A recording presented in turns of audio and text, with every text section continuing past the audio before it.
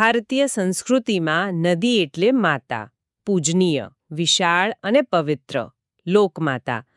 આપણે ત્યાં નદીઓના નામ પણ જાણે કોઈ દેવીના નામ હોય એવા જ હોય છે. હા, બિલકુલ. આપણે ગંગા મૈયા કે નર્મદા મૈયા જ કહીએ છીએ. સાચી વાત. પણ આજે આપણે એક એવા સાહિત્યકારના મનમાં ડોકિયું કરવાના છીએ જેમણે હિંમતપૂર્વક એવું કહ્યું કે ના, આ નદી મારી માતા નથી, આ તો મારી બહેનપણી છે. ખરેખર આ એક બહુ જ અલગ દૃષ્ટિકોણ છે. એટલે વિચારો કે કોઈ નદી વિશાળ અને ભયજનક ન હોય, પણ બાળપણની કોઈ એવી મિત્ર હોય જેની સાથે તમે કલાકો સુધી મૌન બેસી શકો. આજનું આપણું આ ઊંડાણપૂર્વકનું વિશ્લેષણ આવા જ એક અદ્ભુત અને સંવેદનશીલ વિષય પર છે. બરાબર છે. આજે આપણે કાકા સાહેબ કાલેલકરના અત્યંત પ્રખ્યાત પ્રવાસ નિબંધ સખી માર્કંડી વિશે વાત કરીશું અને સમજીશું કે કેવી રીતે એક સર્જક પ્રકૃતિને માત્ર એક સંસાધન નહીં પણ પોતાના જીવનનો એક હિસ્સો બનાવી દે છે. જુઓ, આ નિબંધની સૌથી આકર્ષક બાબત એ જ છે કે સાહિત્યમાં પ્રકૃતિનું માનવીકરણ કેવી રીતે થાય છે.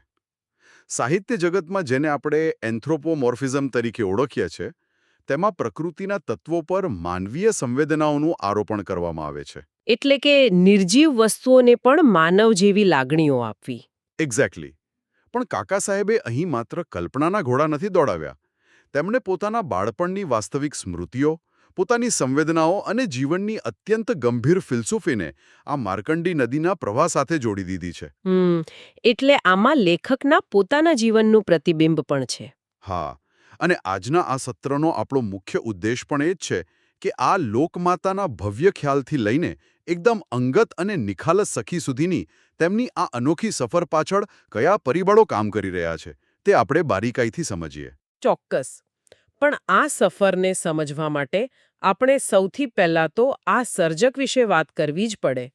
હું હંમેશા એ વિચારીને આશ્ચર્ય પામું છું કે કોઈ વ્યક્તિ પોતાની માતૃભાષા સિવાયની કોઈ અન્ય ભાષામાં સાહિત્ય સર્જન કરે, અને તે પણ એવા ઉચ્ચ સ્તરનું કે મૂળ ભાષા બોલનારા લોકો પણ આશ્ચર્યચકિત થઈ જાય. હા, આ કોઈ નાની સૂની સિદ્ધિ નથી. બિલકુલ. કોઈ નવી ભાષા શીખીને તેમાં વ્યાકરણની ભૂલો ન કરવી એ અલગ વાત છે, પણ એ ભાષાના આત્માને પકડી લેવો એ સાવ જુદી જ વાત છે. સાચી વાત છે. અને જો આપણે સ્પર્ધાત્મક પરીક્ષાઓ કે ઊંડાણપૂર્વકના અભ્યાસની દૃષ્ટિએ જોઈએ તો કાકા સાહેબ કાલેલકરનો પરિચય ખૂબ જ મહત્વની ઐતિહાસિક અને સાહિત્યિક વિગતો ધરાવે છે. તેમનું પૂરું નામ દત્તાત્રેય બાળકૃષ્ણ કાલેલકર હતું. દત્તાત્રેય બાળકૃષ્ણ કાલેલકર. ઓકે. હા, પણ સાહિત્ય જગત તેમને કાકા સાહેબ કાલેલકરના ઉપનામથી જ ઓળખે છે. તેમનો જન્મ 1 ડિસેમ્બર 1885ના રોજ થયો હતો અને અવસાન 21મી ઓગસ્ટ 1981ના રોજ થયું હતું. લગભગ એક સદી જેટલું લાંબુ આયુષ્ય. આટલા લાંબા જીવનકાળ દરમિયાન તો તેમણે સમય અને સમાજના કેટલાય બદલાવો જોયા હશે. બિલકુલ. અને તેમનો વ્યક્તિગત પ્રવાસ પણ એટલો જ રસપ્રદ છે. મૂળ તેઓ મહારાષ્ટ્રના સતારા જિલ્લાના વતની હતા, એટલે સ્વાભાવિક રીતે જ તેમની માતૃભાષા મરાઠી હતી. મરાઠી માતૃભાષા હોવા છતાં તેમણે ગુજરાતીમાં લખ્યું. હા, તેમને પોતાનું કાર્યક્ષેત્ર ગુજરાતને બનાવ્યું. તેઓ ગુજરાત વિદ્યાપીઠમાં અધ્યાપક અને ત્યારબાદ આચાર્ય પદે પણ રહ્યા હતા. ગુજરાતી ભાષા પરનું તેમનું પ્રભુત્વ એટલું અસાધારણ અને સહેજ હતું કે ખુદ મહાત્મા ગાંધીજીએ તેમની આ સિદ્ધિની નોંધ લીધી હતી. અરે વાહ! તો ગાંધીજીએ તેમના વિશે શું કહેલું? ગાંધીજીએ તેમને સવાઈ ગુજરાતીનું બિરુદ આપ્યું હતું. સવાઈ એટલે કે મૂળ કરતાં પણ એક કદમ આગળ. ગાંધીજી પાસેથી આવું બિરુદ મળવું એ તો કોઈ પણ સાહિત્યકાર માટે જીવનની સૌથી મોટી કમાણી ગણાય. પણ આ શક્ય કેવી રીતે બન્યું હશે? ભાષા તો કોઈ ડિક્શનરી ગોખી લેવાથી આવડતી નથી. ના, જરાય નહીં. તેમાં તો સંસ્કૃતિનો ધક્કાય ઝીલવો પડે. એક મરાઠી ભાષી વ્યક્તિએ ગુજરાતની ધરતી અને અહીંના લોકોની સંવેદનાને કઈ રીતે આટલી ઊંડાણપૂર્વક આત્મસાત કરી હશે? એનો જવાબ તેમના વિપુલ સાહિત્યિક સર્જનમાં જોવા મળે છે. તેમણે ગુજરાતની ધરતીને માત્ર ભૌગોલિક રીતે નહોતી જોઈ, પણ ભાવનાત્મક રીતે અપનાવી હતી. જો આપણે તેમના ગદ્ય લેખન શૈલીના ઉત્તમ નમૂનાઓ જોઈએ તો તેમણે નદીઓ પર અદ્ભુત સર્જનો કર્યા છે. કયા કયા પુસ્તકો છે એમના નદીઓ પર? જેમાં ગંગા મૈયા, યમુના રાણી, ઉભયાન્વયી નર્મદા અને દક્ષિણ ગંગા ગોદાવરીનો સમાવેશ થાય છે. અરે આ નામો પરથી જ ખ્યાલ આવે છે કે તેમણે નદીઓને માત્ર જળસ્ત્રોત તરીકે નહીં પણ ભારતીય સંસ્કૃતિની જીવાદોરી તરીકે જોઈ છે. આખા ભારતની નદીઓને તેમણે આવરી લીધી છે. હા, અને માત્ર નદીઓ જ નહીં, પ્રવાસ વર્ણન ક્ષેત્રે પણ તેમનું પ્રદાન અજોડ છે. હિમાલયનો પ્રવાસ, બ્રહ્મદેશનો પ્રવાસ, પૂર્વ આફ્રિકામાં અને ઉગમણો દેશ જાપાન જેવા પુસ્તકો દ્વારા તેમને દેશ-વિદેશના પ્રવાસોને સાહિત્યિક સ્વરૂપ આપ્યું છે. મતલબ કે તેઓ ખૂબ ફર્યા હશે. અને નિબંધોમાં નિબંધ સંગ્રહોની વાત કરીએ તો રખડવાનો આનંદ, જીવનનો આનંદ અને જીવનલીલા જેવા પુસ્તકો ખૂબ જ લોકપ્રિય થયા છે. આ તો એવું લાગે છે કે જાણે આ કોઈ એક વ્યક્તિનું નહીં પણ આખી એક સંસ્થાનું કામ હોય. અને મેં સાંભળ્યું છે કે તેમની આત્મકથાત્મક નોંધો પણ ખૂબ પ્રચલિત છે. હા, ખાસ કરીને શૈશવ એટલે કે બાળપણના પ્રસંગો તેમણે સ્મરણ યાત્રામાં ખૂબ જ આત્મીયતાથી આલેખ્યા છે. જ્યારે જેલ જીવનના કઠિન પ્રસંગોનું વર્ણન ઓતરાતી દિવાલો નામના પુસ્તકમાં જોવા મળે છે. સ્મરણ યાત્રા અને ઓથરાતી દિવાલો.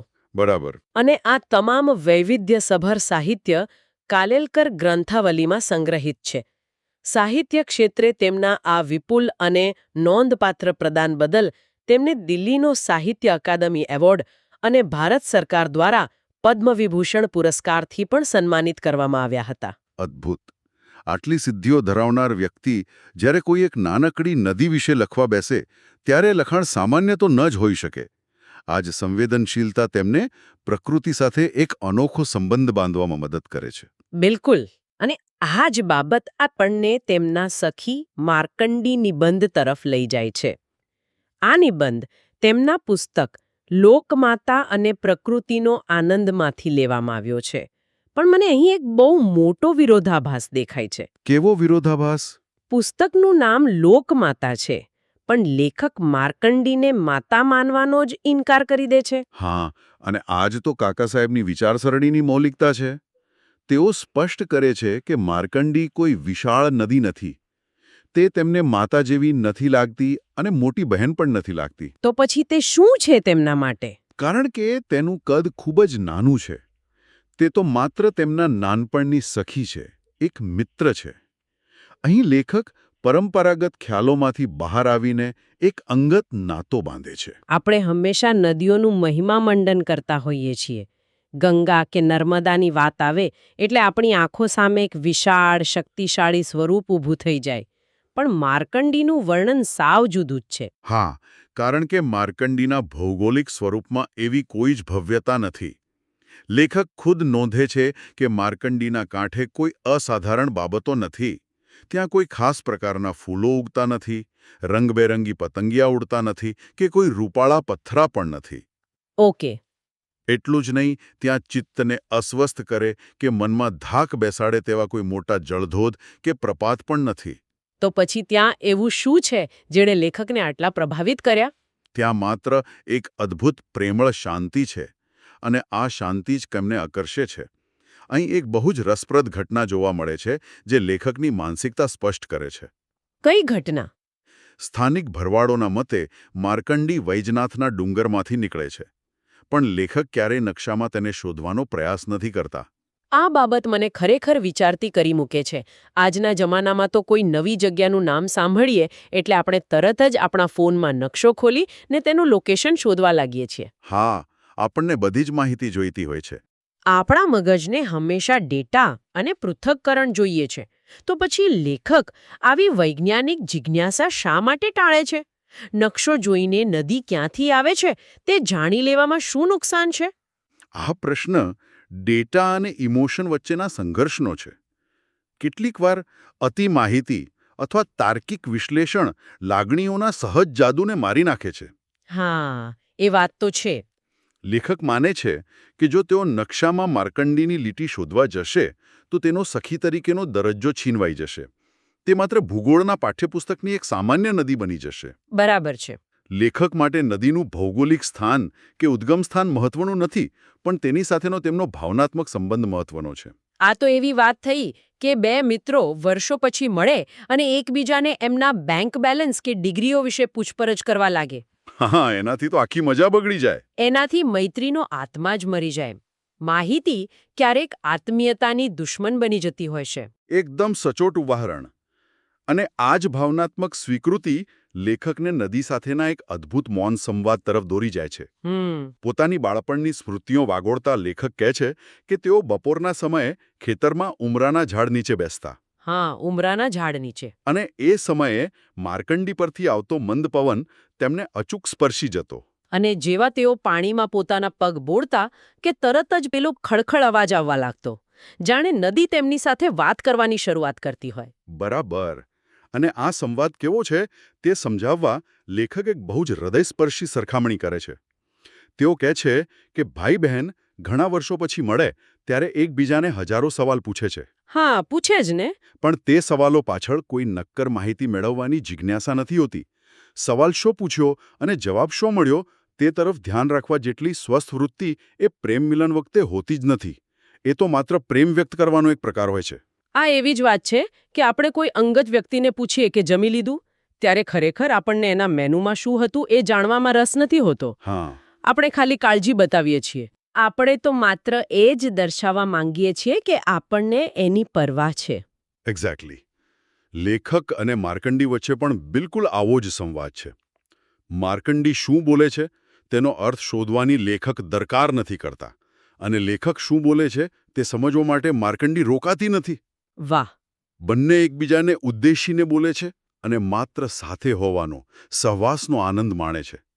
નિસ્વાર્થ સંબંધોમાં શબ્દો અને તેના અર્થો કરતાં એકબીજાની હાજરી વધુ મહત્વની બની જાય છે. આ સાંભળીને મને લાગે છે કે કદાચ એટલે જ લેખકે તેને સખી કહી છે.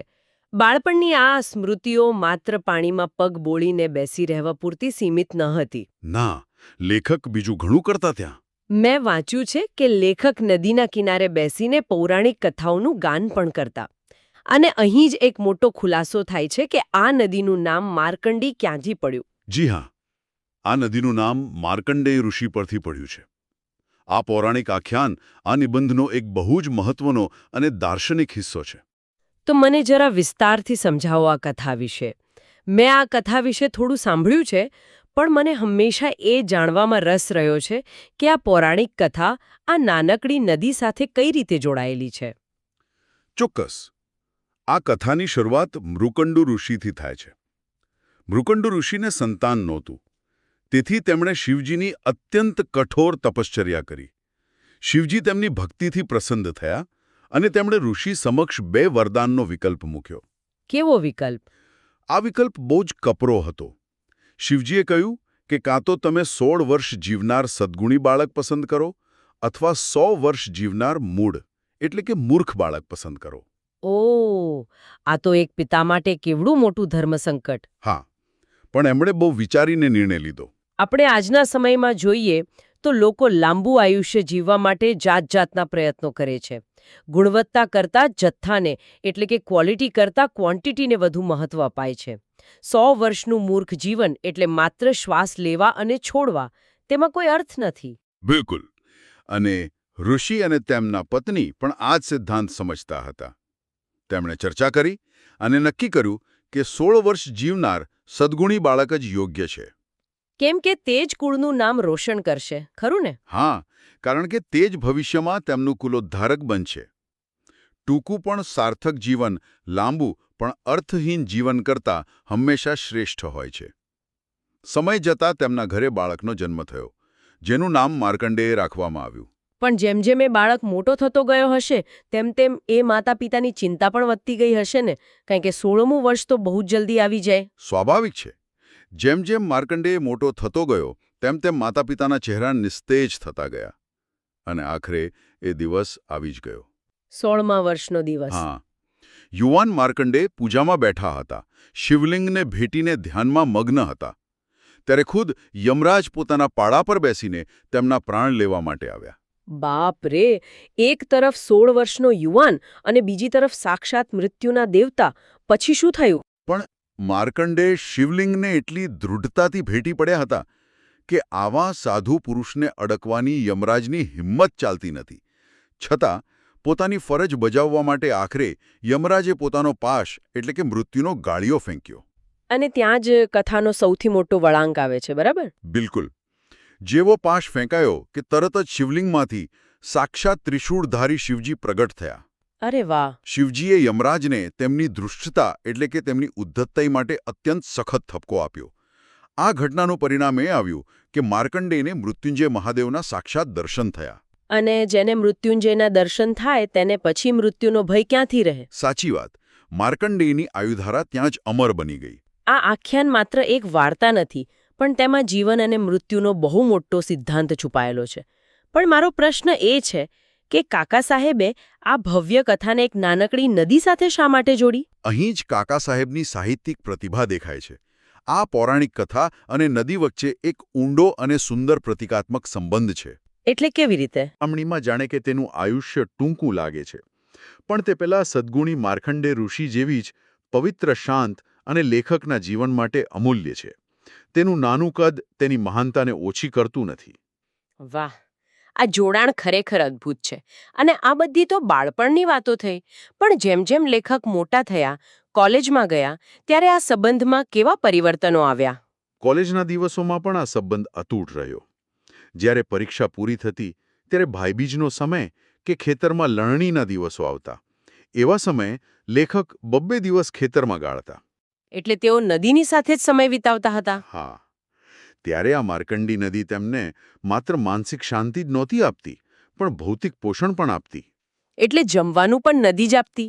નદીના કાંઠે લેખકને મીઠા સકરિયા ખાવા મળતા અને નદી તેમને અમૃત જેવું મીઠું પાણી પીવડાવતી. આ તો એક મિત્ર તરીકે તેણે લેખકનું પાલન પોષણ પણ કર્યું કહેવાય. અને મેં સાંભળ્યું છે કે રાત્રિના સમયનું વર્ણન તો કંઈક અલગ જ કાવ્યાત્મક ઊંચાઈ પર લઈ જાય છે. હા, તે વર્ણન અત્યંત જીવંત છે. લેખક નોંધે છે કે રાત્રિના અંધકારમાં નદી ઠાળથી ધ્રુજે છે કે કેમ તે જોવા જતા. અને ત્યાં શું જોતા તેઓ? અને ત્યારે નદીના શાંત પાણીમાં આકાશનું પ્રતિબિંબ પડતું.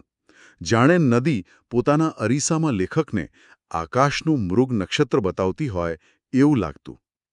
પ્રકૃતિના 2 તત્વો, નદી અને આકાશનો આ કેવો સુંદર સમન્વય છે. ખરેખર આ બધું ભૂતકાળનું ચિત્ર છે, બાળપણ અને યુવાનીના ઉમળકાનું ચિત્ર છે. પણ આજે જ્યારે લેખક પ્રૌઢ વયે પહોંચ્યા છે, ત્યારે વર્તમાન સમયમાં માર્કંડી સાથેના તેમના સંબંધની સ્થિતિ શું છે? સમય પસાર થવાની સાથે પ્રકૃતિ અને મનુષ્ય બંને પરિપક્વ થતા હોય છે. આજે પણ જ્યારે લેખક પોતાના ગામડે જાય છે, ત્યારે માર્કંડીને મળ્યા વગર રહેતા નથી. પણ હવે એક મોટો તફાવત આવી ગયો છે. કેવો તફાવત? પહેલાની જેમ માર્કંડી હવે લેખક સાથે ગેલ કરતી નથી. એટલે કે બાળ સહજ તોફાન કે રમત કરતી નથી. તે માત્ર જરાક સ્મિત કરીને મૌન ધારણ કરી લે છે. આ બાબત માનવીય સંબંધોની વાસ્તવિકતા સાથે કેટલી બધી મળતી આવે છે. હા, બિલકુલ. આપણે જ્યારે નાના હોઈએ ત્યારે આપણા મિત્રો સાથે ધીંગામસ્તી કરીએ, ઘોંઘાટ કરીએ. પણ જેમ જેમ ઉંમર વધે છે તેમ તેમ પેલો અવાજ ઓછો થઈ જાય છે, પણ તેની જગ્યા એક ઊંડી સમજણ લઈ લે છે. મૌનની ભાષા વધુ ગંભીર અને તાકાતવર બની જાય છે. તમારી વાત એકદમ સાચી છે. લેખક પણ એ જ વાત નોંધી રહ્યા છે કે માર્કંડીના સુકુમાર ચહેરા પર પહેલા જેવું લાવણ્ય એટલે કે યુવાનીનું ઉછળતું સૌંદર્ય રહ્યું નથી. બરાબર છે. કદાચ સમયની સાથે તેના પ્રવાહમાં પણ બદલાવ આવ્યો હશે, પરંતુ તેના સ્નેહની ગંભીરતામાં અનેક ગણો વધારો થયો છે.